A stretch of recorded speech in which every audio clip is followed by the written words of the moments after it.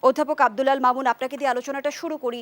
বলছিলাম যে ১৭ বছরের বৈষম্য এবং শোষণের আমরা ১৭ দিনে সমাধান চাইছি, আমরা কি অসহিষ্ণু হয়ে উঠছি?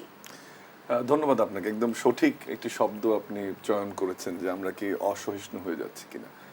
প্রথম কথা হচ্ছে যে যখন আপনি বললেন যে একটি ফ্যাসিস্ট সরকার, সেটি আমরা এটা বুঝি যে জনগণের দাবি, প্রশাসনের বিভিন্ন স্তরের দাবি, মানুষের বিভিন্ন ন্যায্যতার যে অধিকার, সেগুলোকে সঠিকভাবে অ্যাড্রেস করেনি, যে কারণে সব সমস্যাগুলো এখন একবারে আমাদের সামনে বেরিয়ে এসেছে। কিন্তু প্রশ্নটি হচ্ছে যে আমরা কি সব সমস্যা একদিনই সমাধান করে ফেলবো? এই সরকারের বয়স ২ সপ্তাহের মতো, এবং এই সপ্তাহের এখন প্রধান যে বিষয়টি থাকা উচিত সেটি হচ্ছে আইন শৃঙ্খলা পরিস্থিতির সঠিক করা বা ঠিক করে আনা। এবং সেখানে আমরা জানি যে যতগুলো প্রতিষ্ঠানকে ধ্বংস করা হয়েছে তার মধ্যে সবচেয়ে যে প্রতিষ্ঠানটি মনে হয় আমরা একমত হব অর্থনৈতিক কিছু ক্ষেত্রে বাদ দিয়ে, সেটি হচ্ছে পুলিশ। পুলিশ একটি সেবাধর্মী প্রতিষ্ঠান, কিন্তু পুলিশকে এমনভাবে দলীয়করণ করা হয়েছে যে পুলিশ একটা গুন্ডা বাহিনী, একটা মাস্তান বাহিনীতে পরিণত হয়েছিল। তো সরকারের প্রধান চ্যালেঞ্জটি ওখানে আমরা দেখেছি যে ৫ তারিখের পরে এটি পুরোপুরি ভেঙে পড়েছে। এরকম একটি ভঙ্গুর অবস্থায়, এরকম একটা অস্থিরতাপূর্ণ অবস্থায় আমাদের নিজের প্রথম বিবেককে প্রশ্ন করা উচিত যে আমরা যে বৈষম্যের শিকার হয়েছি, সমাজে নানান অবিচার অন্যায় যে হয়েছে, সেটা কি সে বিষয়ে দাবি দাবা উত্থাপনের এটি সঠিক সময় কিনা। আরও একটি হচ্ছে, আরেকটি খুব গুরুত্বপূর্ণ বিষয় যে আমরা যে যেখানে পাচ্ছি বসিয়ে পড়ছি, সেই বসে পড়াটা ঠিক হচ্ছে কিনা। এবং আমরা যে রাষ্ট্রের স্বপ্ন দেখছি, যে রাষ্ট্র বিনির্মাণের কথা বলছি, সেই রাষ্ট্র বিনির্মাণ বা রাষ্ট্র স্বপ্নের যে প্রক্রিয়া, সেটাতে কি এটা অ্যালাউ করে কিনা যে আপনি যে কোনোখানে বসে পড়বেন। হ্যাঁ, এটা ঠিক যে সরকার যখন এখনো গুছিয়ে উঠতে পারেনি, সেটা পুলিশ প্রশাসন হোক বা বেসামরিক প্রশাসন হোক, এই গুছিয়ে উঠতে পারেনি, কিন্তু সেই সুযোগটাকে আমরা নেব।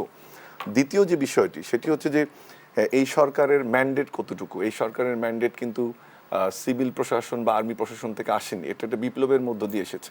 এবং আমি মনে করি যারা আজকে আন্দোলনে এসছে তারা যদি বিপ্লবের মধ্যে যুক্ত থাকতো, তাহলে হয়তো এই দাবিগুলো উপস্থাপন করতো না। বরং আমি বলতে চাই যে তারা একটি সুবিধাভোগী শ্রেণী, যারা একটি ভঙ্গুর অবস্থার, এবং সরকারের মাত্র ১৫ দিন মাত্র বয়স, এরকম একটি সরকারের কাছে নানান ধরনের দাবি উপস্থাপন করছে। তো তারা আসলে কতটুকু যুক্তিযুক্ত, তার চেয়ে আমার বড় প্রশ্ন যে তারা অস্থিতিশীলতা তৈরি করতে চায় কিনা।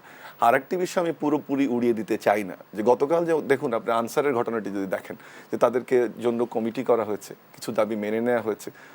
দুবার আমাদের উপদেষ্টা এবং শিক্ষার্থীদের সমন্বয়ক আছেন, তারা বসেছেন, তাদের একটি অংশ মেনেও নিয়েছে, তারপরেও সচিবালয়ের মতো একটি স্পর্শকাতর এরিয়া কিন্তু তারা সবগুলো গেটকে ঘেরাও করে রেখেছে। এবং যে ঘটনাটি ঘটলো, যে আশঙ্কাটি তৈরি করা হয়েছিল, যতদূর আমি শুনেছি আমাদের শিক্ষার্থীদের মাধ্যমে, সেখানে একটি গোয়েন্দা তথ্য ছিল যে অবস্থা আরও খারাপ হতে পারত। সবচেয়ে ভয়ঙ্কর যে বিষয়টি, যতদূর আমরা জানি, যে ওদিন জাতিসংঘে যে দলটি এসে তারা অবস্থান করছিল, কিছু বিদেশি অতিথি সেখানে ছিল, সমস্ত উপদেষ্টারা ছিল। সো এটা একদিকে যেমন নৈতিকতার প্রশ্ন, একদিকে যেমন কতটুকু এইটার সময় কতটুকু ঠিক হচ্ছে, অন্যদিকে এটিও খেয়াল রাখতে হবে যেখানে কোনো ষড়যন্ত্র আছে কিনা।